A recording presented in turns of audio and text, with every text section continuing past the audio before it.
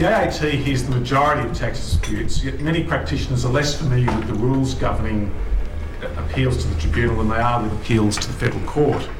Today, Sam Ewer will deliver a paper that summarises the main features of an appeal to the tribunal and explains how its procedures differ from those in the federal court.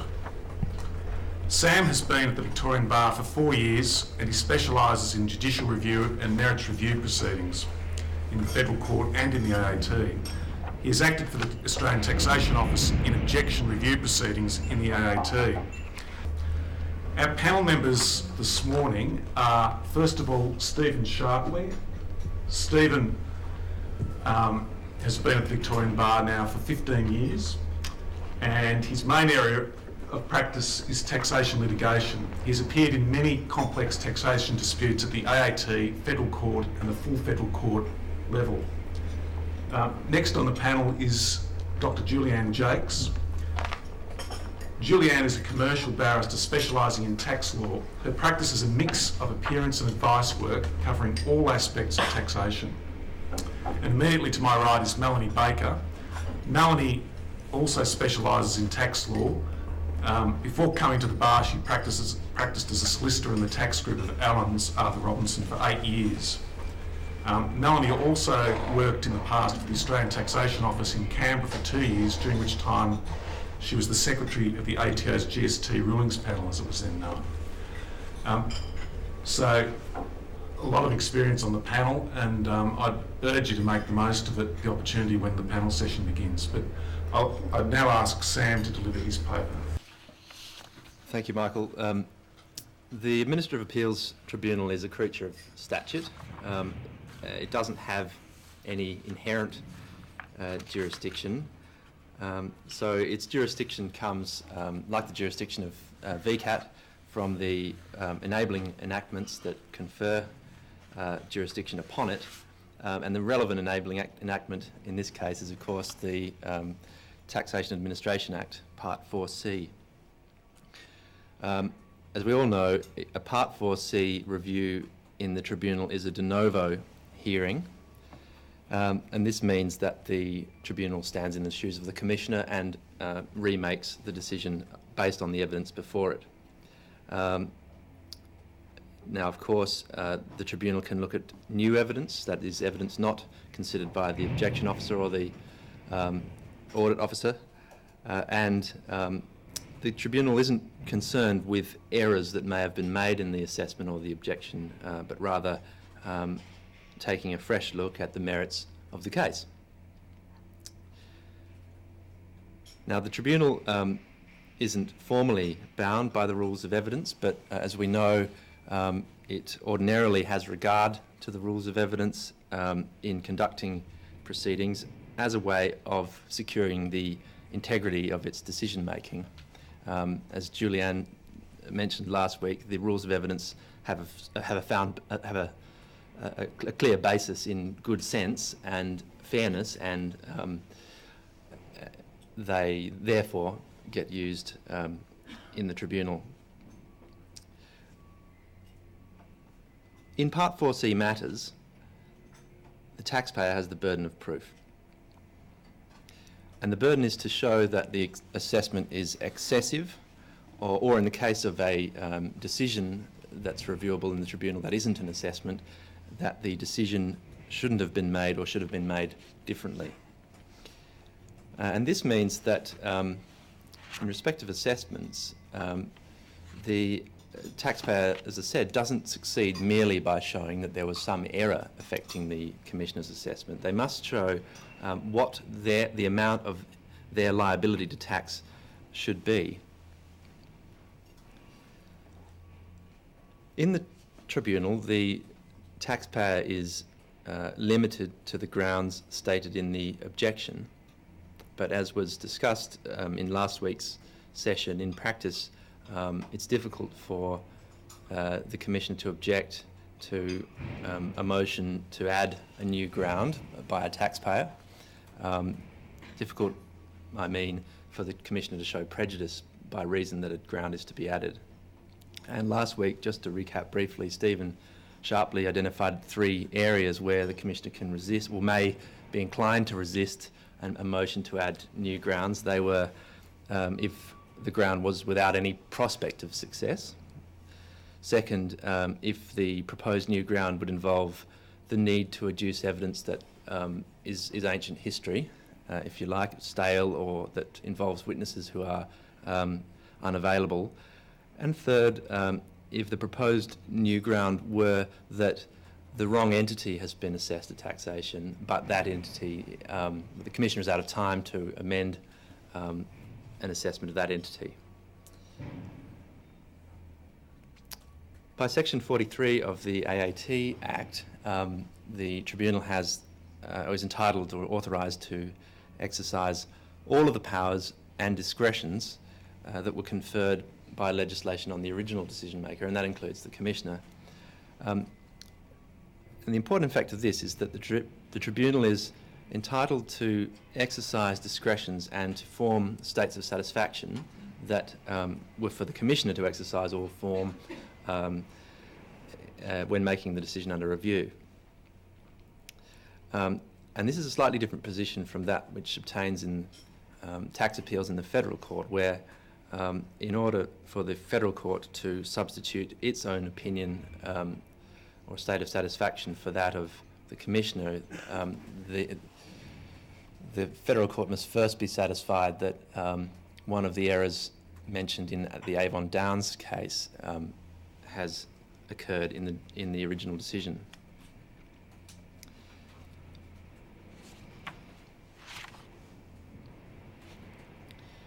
Unlike the taxpayer who needs an order to add a ground, the Commissioner is entitled to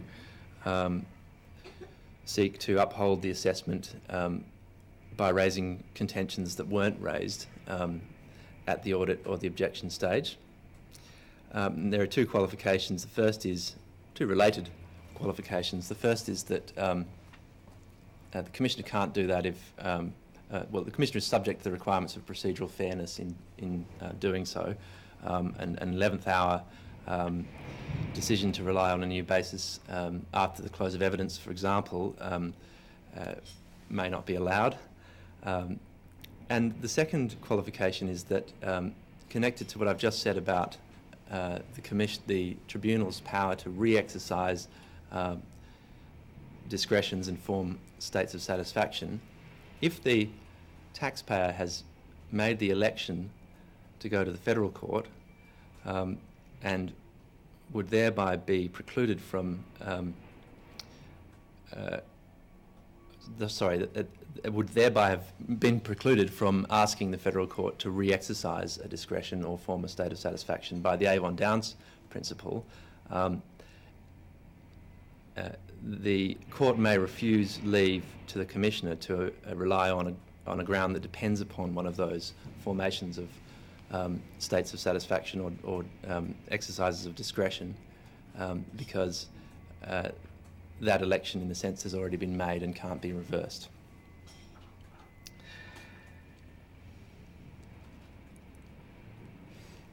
Procedure.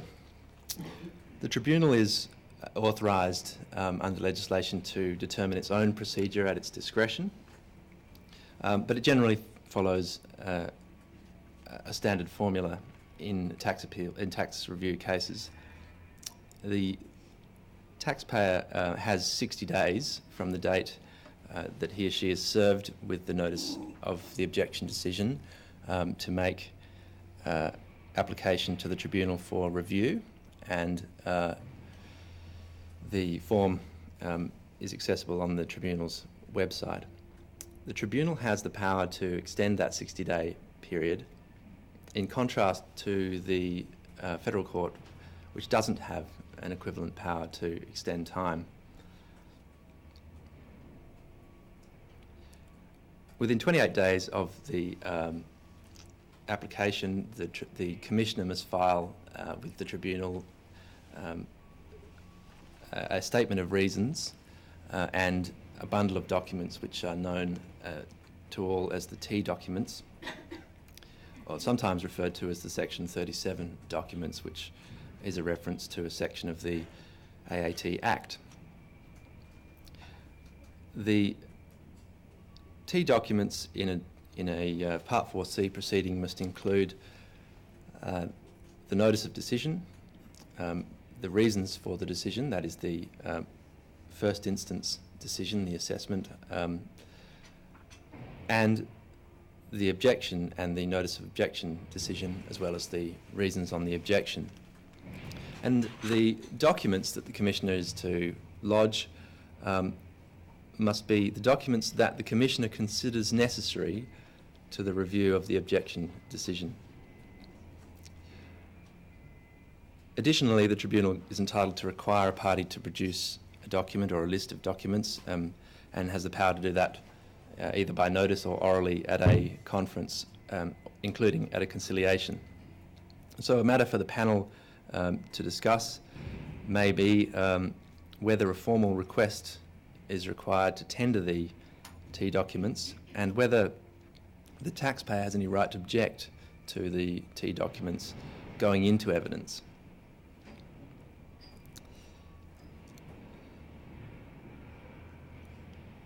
Before the Tribunal, a party can appear in person, of course, or can be represented by a lawyer or by another person, and this includes accountants.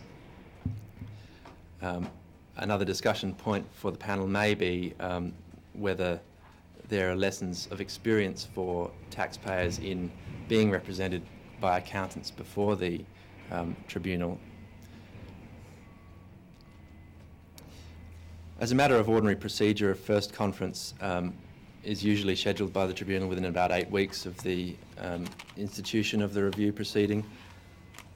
And the orders are usually that the applicant file a statement of facts and contentions and witness statements, and that the respondent then follow with his statement of facts and contentions and any witness statements.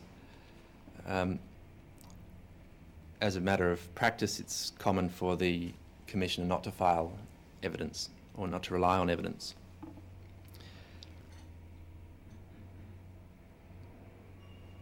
And there is the power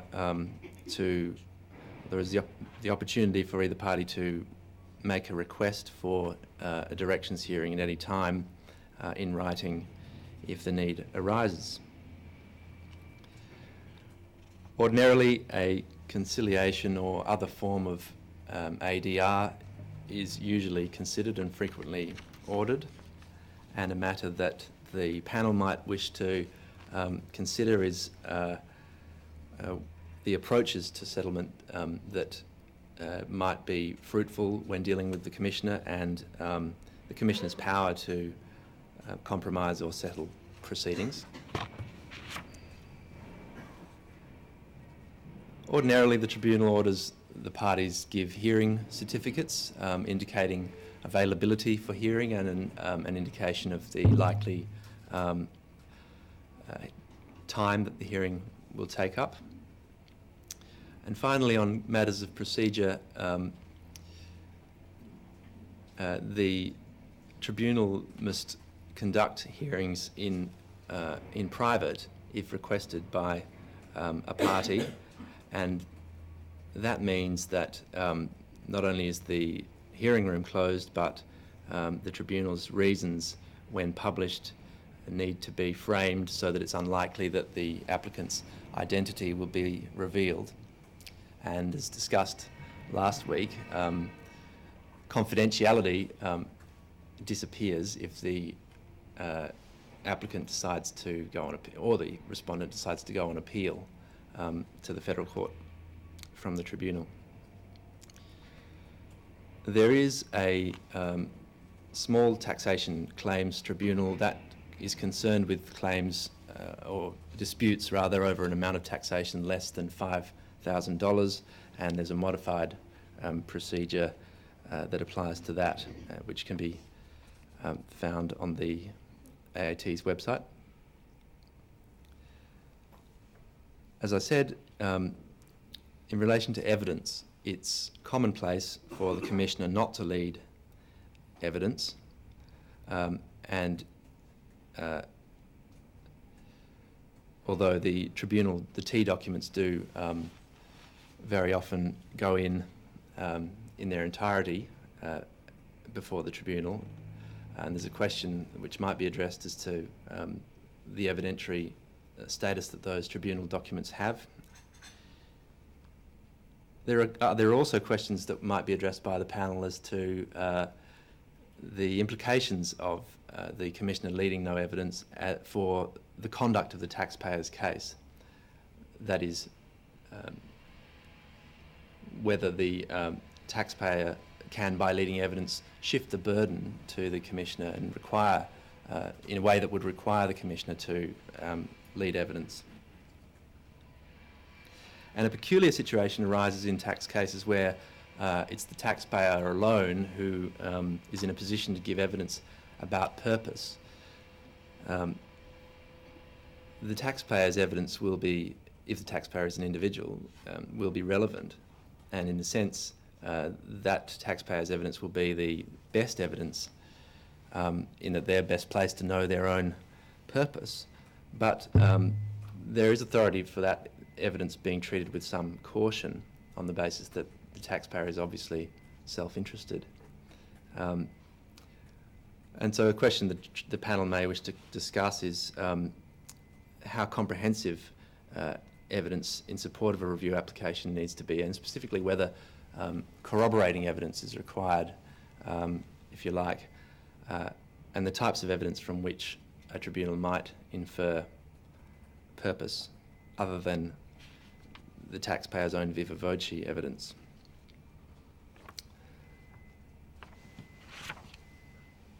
In the tribunal, evidence in chief, as I've said, is generally by witness statement. This has leads to the obvious question whether a witness statement can be relied on in the tribunal without a witness being made available for cross-examination. And evidence may be given by telephone or by video link, and the panel may have something to say about the advocacy considerations that apply to a decision whether to consent or oppose an application for evidence to be given in that way.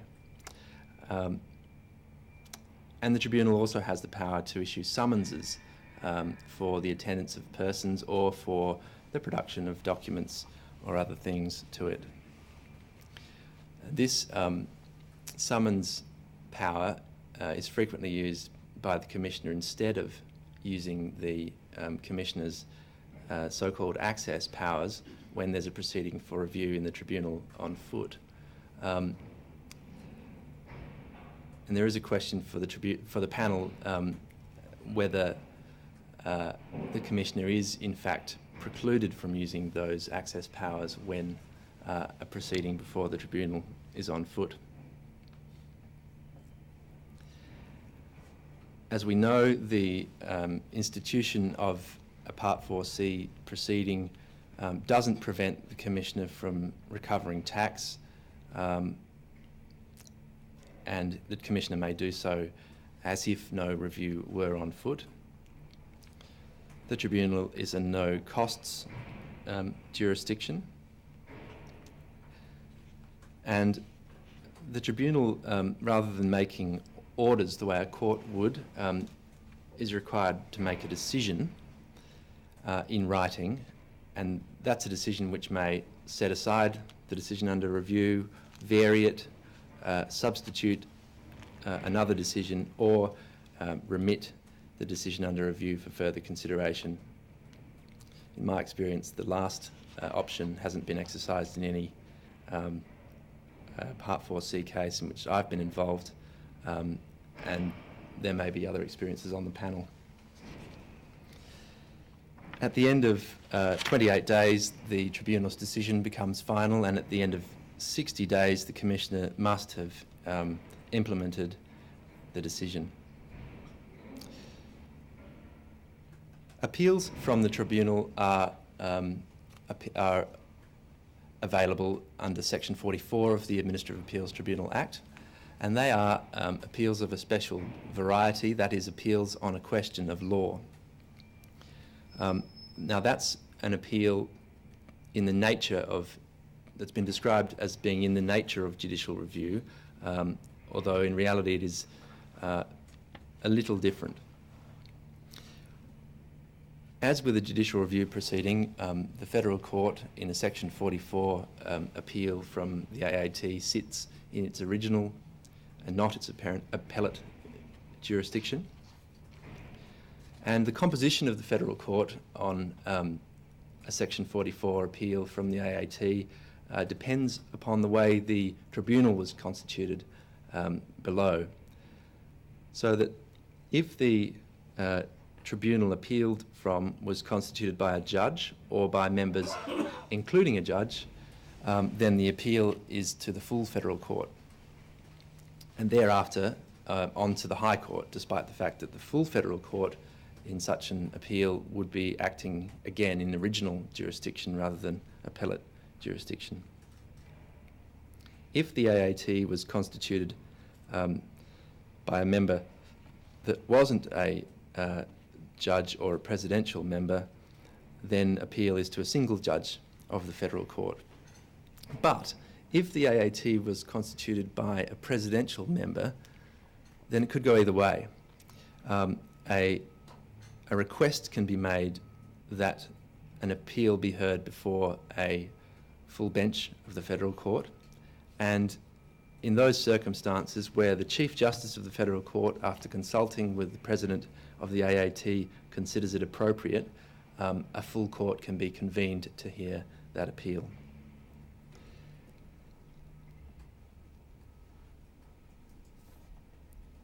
The court rules require that a notice of appeal in a Section 44 appeal set out the questions of law or question of law on which the appeal is brought and the grounds of appeal.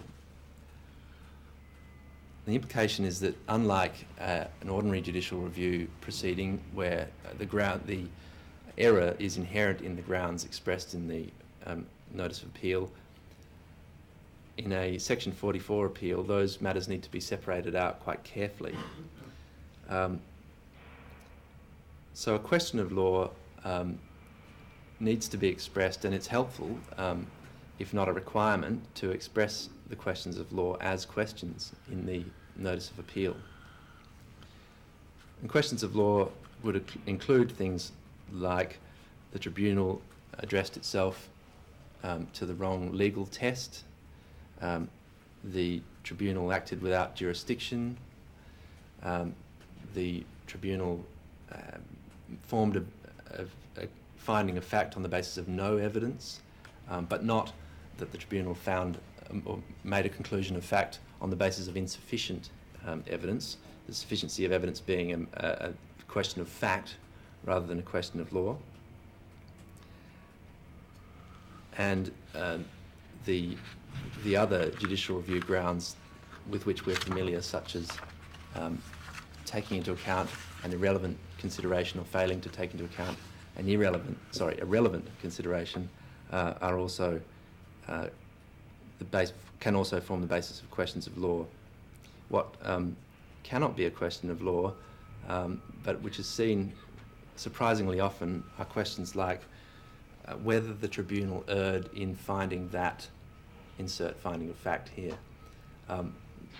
Those are of course not questions of law, but questions of fact dressed up as questions of law. And strikeout proceedings are pursued in respect of notices of appeal under Section 44, and a strikeout, if made successfully against the taxpayer, is of course a serious setback for a taxpayer's appeal. So what are the grounds of appeal then on a Section 44 appeal statement? Well, the grounds are intended to specify the link between the question of law and the circumstances of the case and the orders sought on the appeal. Or put another way, they state how the question of law should be answered, and then how, in the circumstances of the case, the tribunal erred in answering the question of law so that the decision appealed from should be set aside. The ordinary orders in a Section 44 appeal are to set aside, if successful, are to set aside the decision made below and to remit the decision in whole or in part to the tribunal for hearing and redetermination according to law. There is a power conferred upon the court in section 44 to substitute its own decision for a decision of the tribunal, and another matter that the panel might address is the circumstances in which an order by a court substituting a decision will be made. And finally, I flag as another discussion point the availability of other types of judicial review in response to a decision by the tribunal. And that's it for the introductory overview. Thank you, Sam.